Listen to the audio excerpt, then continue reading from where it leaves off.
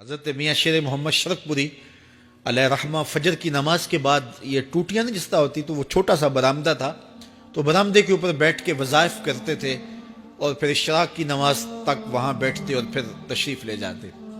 گرمی کی شدت تھی تو حضرت فرائض کی ادائیگی کے بعد وہاں چلے گئے تو نمازیوں نے آپس سے مشورہ کیا کہ یار حضرت کو عرض کریں کہ بارش کے لیے دعا کی جائے. تو حضرت جا کے وہاں اپنے وظائف میں لگ گئے تو انہوں نے کہا چلو ہم مسجد کے سین میں کھڑے ہو جاتے, حضرت توجہ کریں گے تو عرض کریں گے. تو جتنے نمازی تھے وہ سارے صحن میں کھڑے ہو گئے اور برآمدے کے اوپر میاں صاحب وظائف میں لگے. جب آپ کی نظر پڑتی نا لوگوں کی جانب تو جتنے بھی نمازی تھے سارے ہاتھوں سے اشارے کر کے کہتے یعنی دعا کرو. زبان سے نہ بولتے, ہاتھوں کو ایسے ہلاتے اور یہ کہتے کہ ادھر آسمان کی طرف اشارہ کر کے کہتے دعا کرو. میاں صاحب پھر وظائف میں لگ جاتے. پھر جب میاں صاحب کی آنکھ اٹھتی نا تو یہ سارے ہاتھ اٹھاتے اور آسمان کی طرف ہاتھ اٹھا کہتے. میاں صاحب پھر وظائف میں لگ جاتے. جب 2-3 مرتبہ ایسا ہوا نا تو میاں صاحب کی ہنسی نکل گئی اور ایسے آسمان کی طرف دیکھ کے کہا چل ہن پا دے. کہتے ہیں بس یہ بات کہنے کی دیر تھی کہ چھم چھم می برسنے لگا. تو جب کوئی حضور کا ہو جاتا ہے تو رب اس کو اپنا محبوب بنا لیتا ہے. تو حضور کی محبت خدا کی محبوبیت کا ذریعہ ہے. اس لیے ہمیں حضور کا پیار اپنی روحوں میں موجزن کرنا ہے, حضور کی محبت اپنی روحوں میں اتارنی ہے, اور محبت اپنے تمام تر تقاضوں کے ساتھ جب روح پذیر ہوگی تو پھر ہمارا انداز زندگی بھی سنور جائے گا, ہماری آخرت بھی سنور جائے گی. محبت کے من جملہ تقاضوں میں سے سب سے بڑا تقاضا محبوب کی اطاعت ہے کہ بندہ جس سے پیار کرتا ہے اس کی بات مانتا ہے. یہ ہے دعوی محبت کا ثبوت, اس کی دلیل. اور حضور کے صحابہ کی زندگیاں دیکھیے کہ انہوں نے حضور علیہ الصلوۃ والسلام کے ساتھ کیسے پیار کیا. حضور کی محبت میں اپنی عادتوں کو بدل دیا.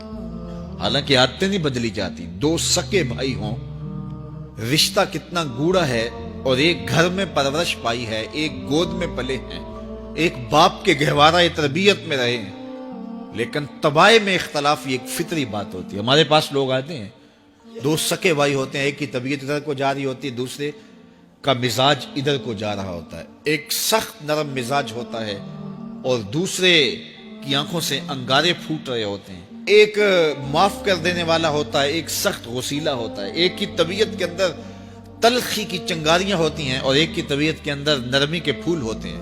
آپ نے بھی دیکھا ہوگا. تو یہ ایسا ہوتا ہے. اب اسی طرح کھانے پینے کی چیزوں میں طبائع کا اختلاف یہ فطری بات ہے. ایک کو ایک چیز پسند ہوتی ہے, دوسرے کو وہ چیز پسند نہیں ہوتی ہے. بعض کا ماں کو مسئلہ ہوتا ہے کہ یہ چیز اگر میں تیار کرتی ہوں تو میرا دوسرا بیٹا نہیں کھاتا, تو اس کے لیے بعض سے الگ سے کوئی چیز تیار کرنی پڑتی ہے کہ اس کی ڈیمانڈ یہ ہے اور میرے اس بیٹے کی ڈیمانڈ یہ ہے. مائیں مزاج سمجھتی ہیں. ایک آغوش میں پرورش پانے کے باوجود خون ایک ہے, گہوارہ تربیت ایک ہے, دودھ ایک ہے, لیکن طبیعتوں کے اندر اختلاف پایا جا رہا ہے.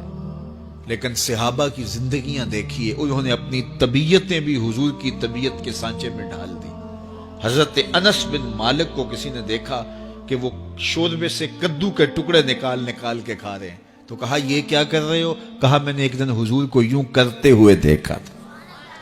تو طبائع کا اختلاف یہ ایک فطری اختلاف ہوتا ہے, لیکن صحابہ نے اس کو بھی چھوڑا اور حضور کی محبت کے سانچے میں ڈال دیا. پھر اس چیز کا انتظار نہیں کیا کہ حضور کا فرمان کیا ہے, حضور کی چاہت پہ اپنے مزاج کو بدلا. اللہ اکبر. حضور علیہ الصلوۃ والسلام مدینہ المنورہ کی گلی سے گزر رہے تھے. ایک گنبد نما مکان بن رہا تھا اور ایسے مکان حضور کو پسند نہیں تھے. تو آقا کریم علیہ السلام نے پوچھا یہ مکان کس کا ہے؟ کہا فلاں انصاری کا ہے. حضور گزر گئے, چہرے پہ تھوڑے سے ناگواری آثار حویدہ ہوئے. کسی نے اس صحابی کو بتا دیا کہ حضور گزرے تھے, تیرے مکان کو دیکھا, شاید پسند نہیں آیا. 2-4 دن کے بعد حضور دوبارہ گزرے, دیکھا کہ وہاں ملبے کا ڈھیر پڑا ہوا تھا. فرمایا صحابی کو بلایا گیا. کہا میں پرسوں ترسوں گزرا تھا, تیرا